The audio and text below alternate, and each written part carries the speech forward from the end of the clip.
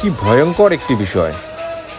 আজ কুড়িগ্রামে 2024 সালে এই রকম একটা দৃশ্য আমি দেখব, এটা ভাবতেই পারছিলাম না। হঠাৎ করে চোখে পড়াতে ভিডিও না করে আর পারলাম না। তো আসলে বিষয়টা হচ্ছে, এটা একটা প্যারালাইজড ব্যক্তির, দেখতে পাচ্ছেন এখানে শুয়ে আছে উনি প্যারালাইজড। উনি যতদূর সম্ভব শুনতে পারলাম স্ট্রোক করেছে। স্ট্রোক করার পর সচরাচর হাত পা অনেকের চলাচল বন্ধ করে বা মুখ বাঁকা হয়ে যায়, এটা ন্যাচারাল, সবাই জানে।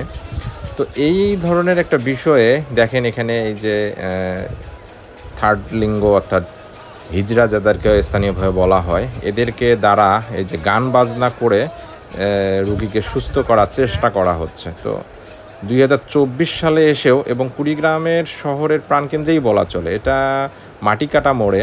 তো এখানে যদিও বা শিক্ষার হার এবং বিশেষ করে নিম্ন আয়ের মানুষ এখানে বসবাস করে বেশি, কিন্তু তারপরও এতটা অজ্ঞতা এখনও এদের মাঝে মানে রয়ে গেছে, এটা দেখেই আমি আসলে হতবাক হয়ে গেলাম।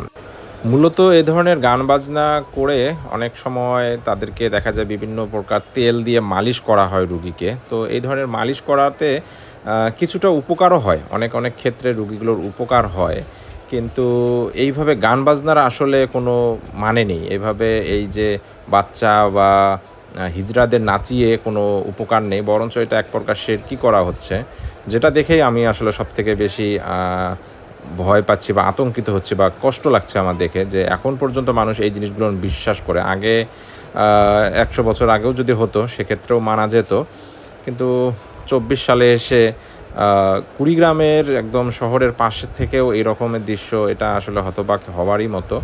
তো এই রুগীকে আসলে মূলত যদি চিকিৎসার আওতায় এনে থেরাপি দেয়া হয় এবং ওষুধ চালানো হয়, তো অটোমেটিক আল্লাহ যদি তাকে আল্লাহ যদি তাকে সুস্থতা দান করে, তো অবশ্যই তিনি সুস্থ হতেন। তো এইরকম আসলে যে চিকিৎসা ব্যবস্থার দ্বারস্থ না হয়ে এইভাবে গান বাজনা করে, এই যে শিরকি করে আসলে মানুষ কতটুক নিচে নামতেছে আমি জানি না।